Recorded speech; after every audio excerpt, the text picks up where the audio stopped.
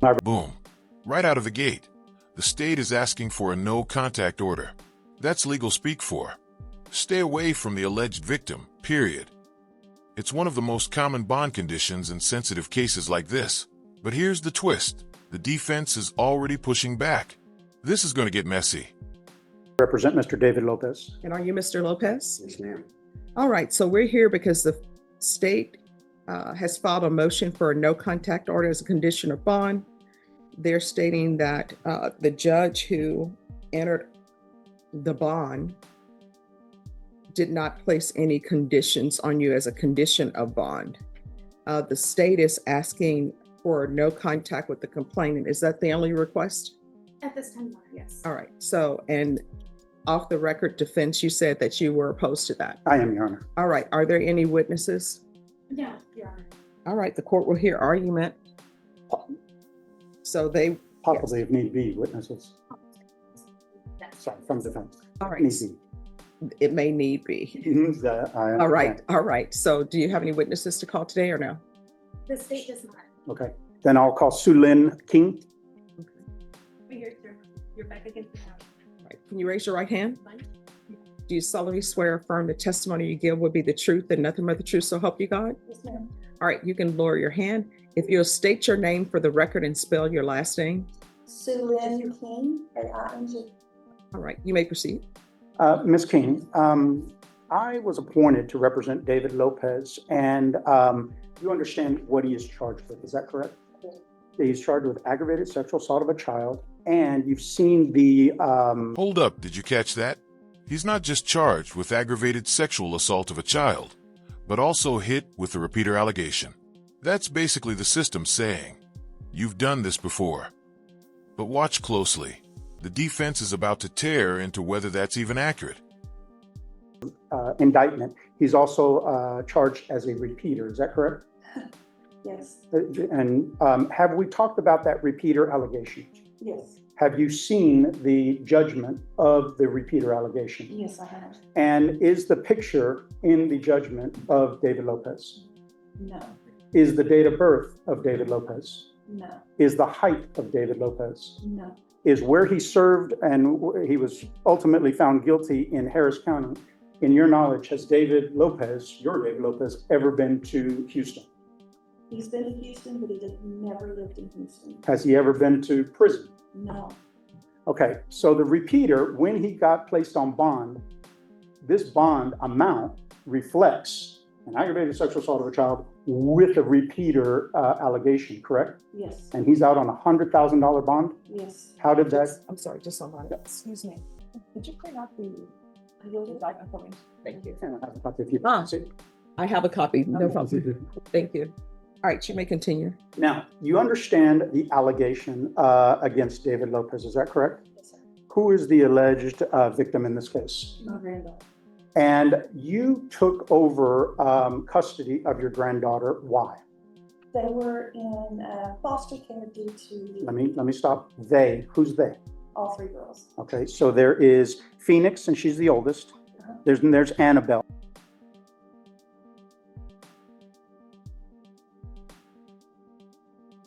In 2016 and brought them to Texas from Tennessee due to their grandmother and her brother molesting them. They were taken into state custody. Phoenix came out with a lot of issues psychologically. He was in counseling from the beginning and is still in counseling. You have dealt with CPS on multiple occasions, correct? Yes, they were always in my home at the time the girls were brought in. But you have complied with all of CPS's requirements, safety plans, and anything. You've always been available to speak with them, correct? Always. Okay, and it was CPS that allowed David to come back to the house, correct? Yes, it was. Now, at any time or on multiple occasions, did Phoenix recant her story? Multiple times to me, and then she had she went back to child safe and recanted all of it. Just one second. Let's pause for a moment. Because I have an idea that she's going to say that she wants him there. Pause. The judge smells something fishy. Notice how she's asking about CPS? Translation: she doesn't want to rely on just family testimony. She wants the neutral caseworker's voice. And if that worker isn't here, well, that weakens the state's case big time. What would you do as the judge? Play it safe and separate him? Or keep things as is with cameras rolling? She doesn't want the no contact order. So does anybody have any way to have the CPS worker zoom in? And the state can speak to that. We do have CPS records. I have reviewed them in full. CPS, I guess their concerns were illegal because cameras were put up in their homes.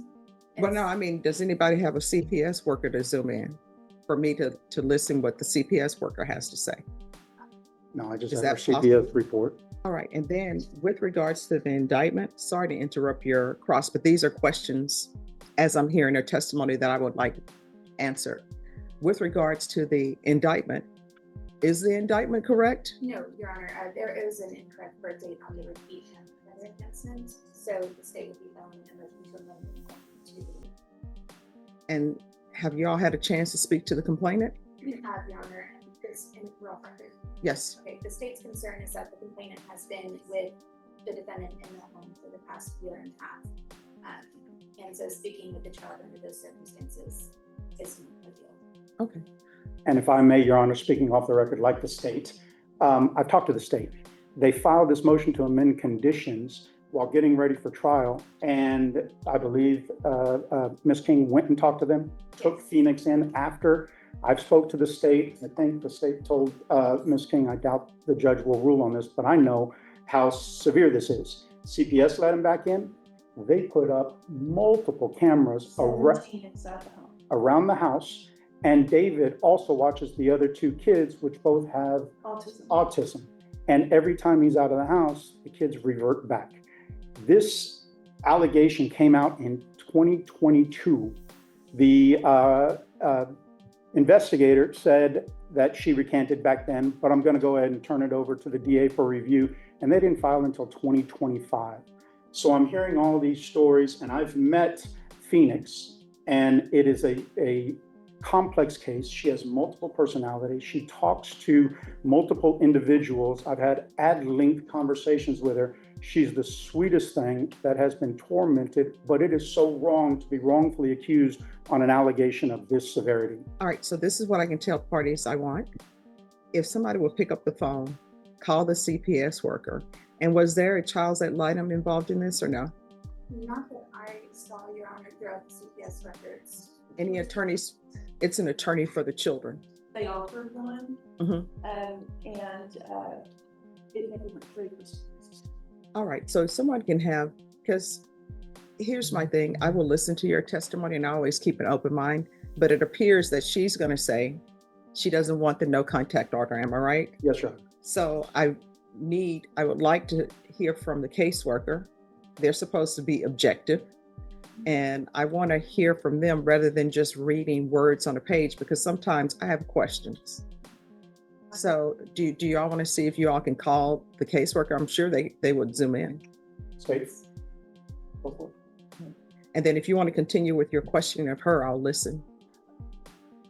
I believe the judge kind of cut. Wow, this is where it hits home. The judge just cuts through the noise and asks the raw question. Do you want him at home? Do you need him at home? And the witness flat out says yes. Think about the pressure here. Balancing child safety against the survival of a family already stretched thin. That's not just legal drama. That's real human stakes. The chase. Yes, You want David at home. yes, Do you need David at home? we do need David at home. Do I'm a full-time nurse.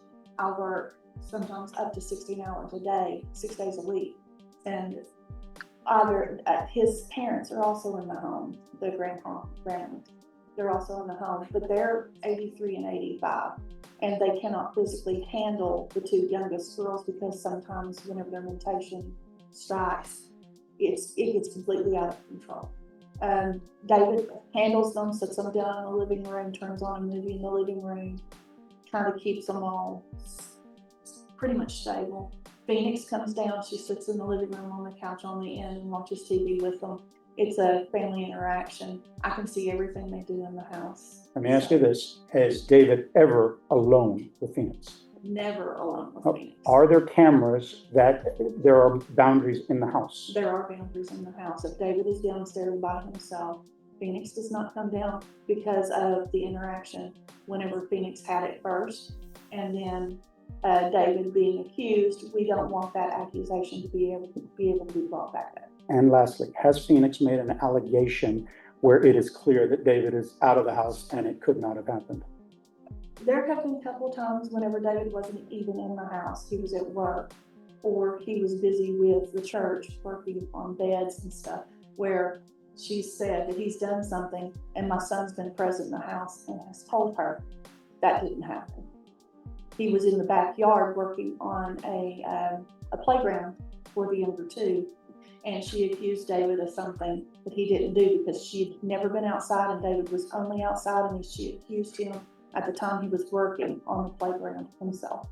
Joseph was on the back porch watching, and she blatantly made an accusation against David that didn't happen.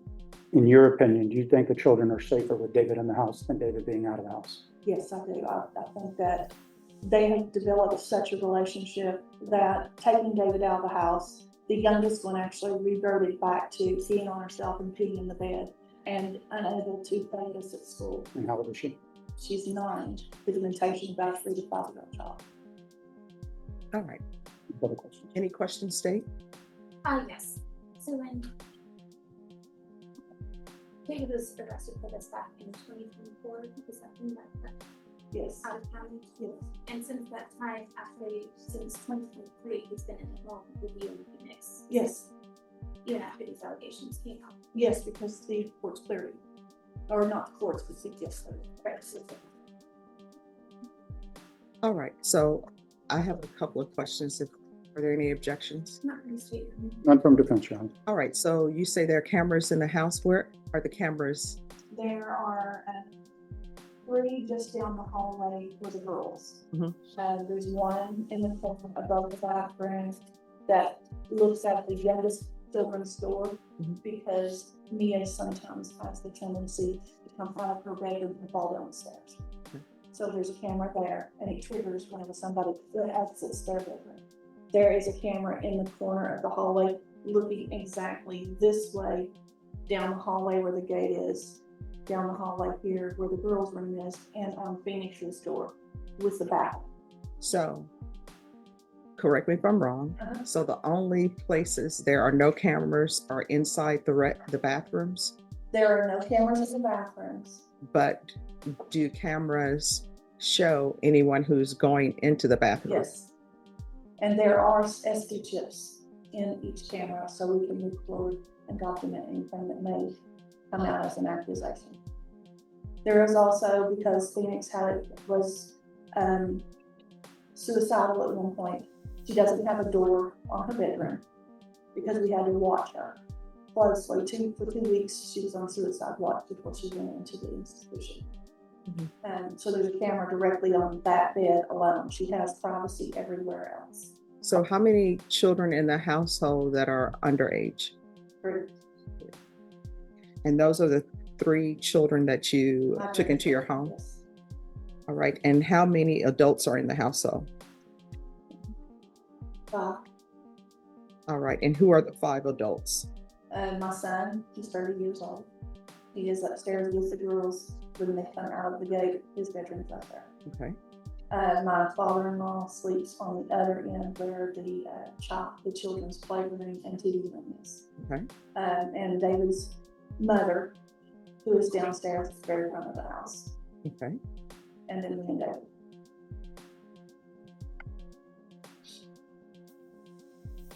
All right. Any other questions?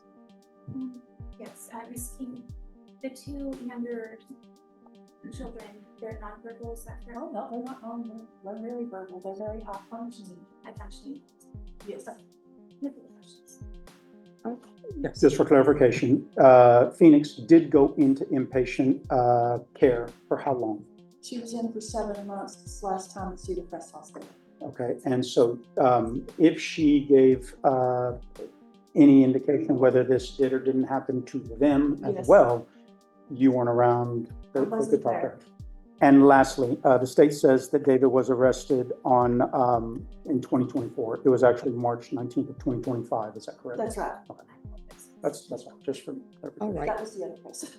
And other than this child, have any of the other children accused him? Accused him? No, Your Honor. But they are verbal and they accused Phoenix of She was acting out. institutionalized, Okay, and she knows that she did it. She will tell you. okay. All right. So if y'all can have the caseworker zoom in, the court will make its ruling. Thank you, Your Honor, very much for your consideration. Sure, you're welcome. And if you talk to Norma, once you have the number, she'll give you the Zoom link. I mean, there are no further witnesses? That's correct, Amy. All right, and Cindy, for the record, the state has informed the court that the caseworker on the CPS case and the supervisor are no longer employed with CPS. All right, I'll hear argument. Yes, Your Honor. So the reason the state is asking for the no contact order, one, because of cases like this, these are bond conditions that are typically put in place. That was not put in place. The defendant was arrested out of county and then bonded out. So whoever magistrated him out of county did not put any conditions on. My understanding is that from reviewing the CPS records, yes, CPS did allow the defendant back in the home after these allegations came out, and also after they found reasons to believe. And to me, that just does not seem reasonable. And so that is why the state is asking for the no. Notice the state strategy here.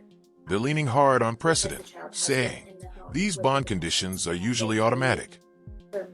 Basically, their argument is, even if CPS gave the okay, it just doesn't look right to have the accused living with the alleged victim. Classic conflict between bureaucracy and boots-on-the-ground reality. Analyze their case is asking for the no contact order because the child has been in the home with the defendant and with her mom, for all intents and purposes, who she's been in the home this entire time with the defendant who she says has abused her, and the state cannot adequately analyze their case while the child is still in the home with the defendant. All right. Your Honor, if I may please the court. This case, the allegation happened in 2022. The officer did state that he had gathered all the information as he saw fit, but was going to turn it over to the DA, even though the alleged complainant recanted. This case wasn't picked up until March 2025, where CPS had already allowed my client back in the home, and there has been no indication of anything going on since 2023. It has been status quo. He also bonded out on a $100,000 bond from the state's investigation, or from their investigator, which kind of charged him incorrectly. I believe his bond is overly intrusive. I would hate for his bond to be reduced and him to have to rebond out to go through the process, because he's already spent everything he had on the $100,000 bond. They have adequate cameras put in place.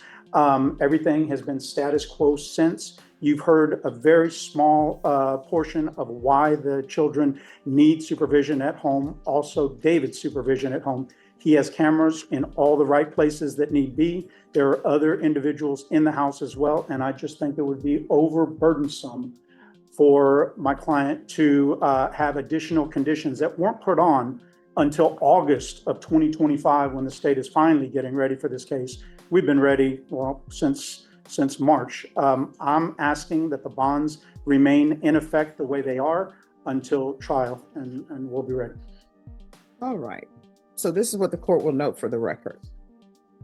The indictment, and both parties have agreed that the indictment is incorrect, that he does not have a prior conviction. Is that correct? Yes, Your Honor. And then the court will note that he's been in the household for this length of time. Both parties have agreed that the witness has recanted. Here's my question for you, because I still, CPS does their investigation. Their investigation is their investigation. I know that you've been in the house for the length of time that you've been in the house. I know that you have cameras up.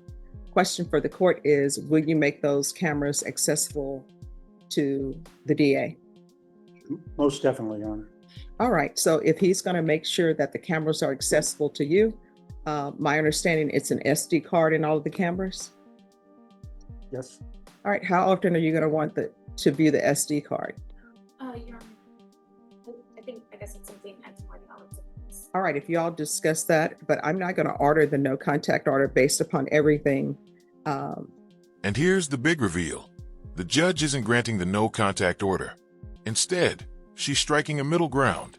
David can stay in the home, but the DA gets access to the surveillance footage. This is a fascinating compromise, protecting the child and preserving family stability. It's also a reminder that in court, the answer isn't always guilty versus innocent. It's often about control and oversight. The evidence that the court has heard based upon the indictment being incorrect. If the indictment were correct, this would be easy for the court to make a decision on. May I ask my client one question? Sure. Off the record.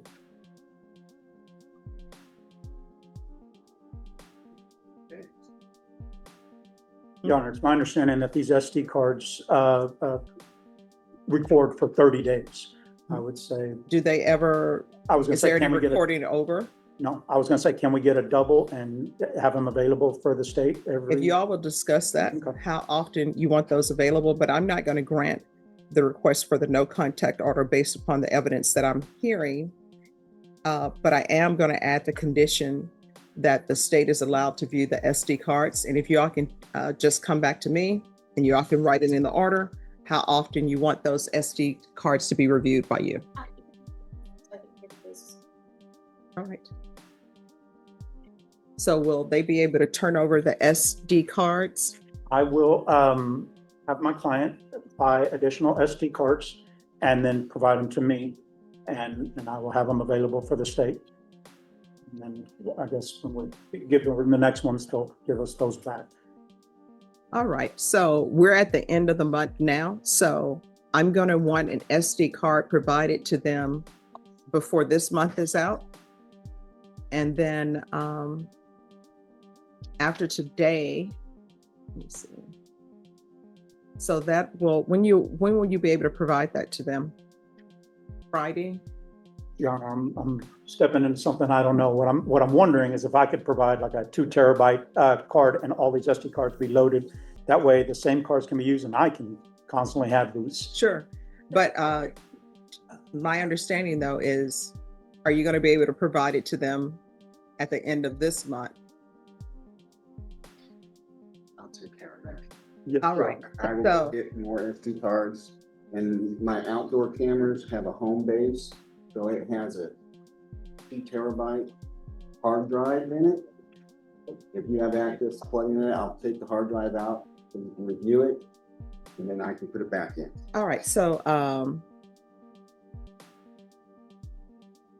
we'll begin with the first date, the end of this week, and then 30 days thereafter. Yes, All right. Is there anything else? not from the state judge. Nothing from the French, Your Honor. Thank you And for let your me see, consideration. does he already? Yes, he's coming back.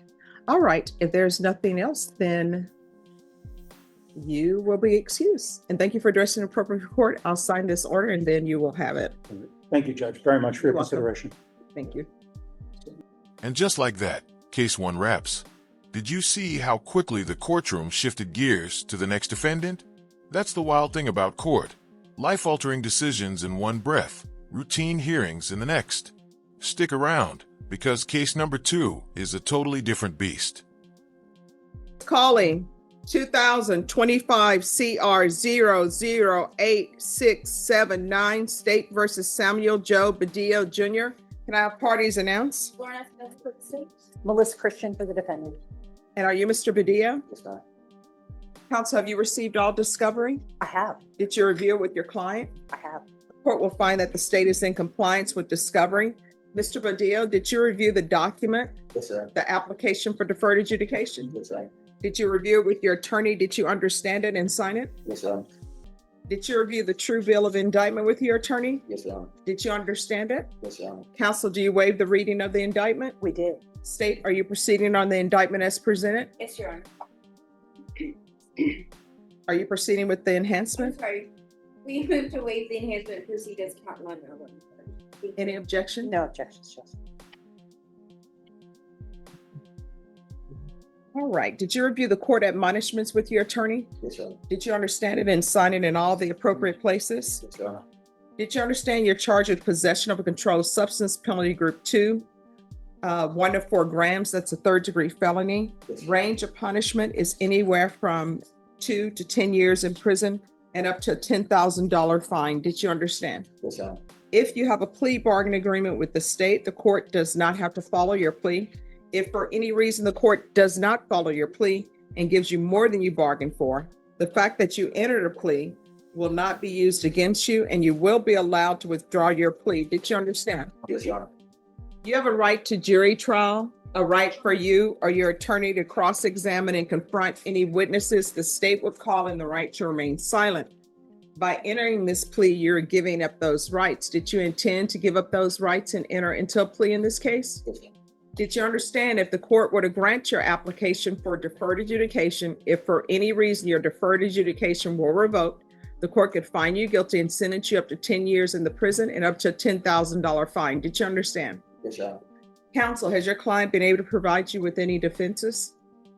We've discussed that, Judge, yes, Do you believe he has a rational as well as a factual understanding of the charges against him? he does. Do you believe he's currently competent and was legally sane at the time of the offense? I do. Mr. Badillo, has anyone threatened you, coerced you, or placed you in fear to get you to enter the plea? No, Your Honor. Anyone promised you anything other than the plea? I'm sorry? No, Your Honor. Are you satisfied with the way you've been represented? Yes, Your Honor. All right. So the district attorney's office has changed the paperwork. So I will not be asking you whether or not you're a citizen, but I'm going to give you these instructions or this knowledge and just internalize it, okay? Yes, Your Honor. If you're not a citizen, you could possibly be deported, not allowed re-entry into the United States, and denied naturalization. Do you understand? Yes, Your Honor.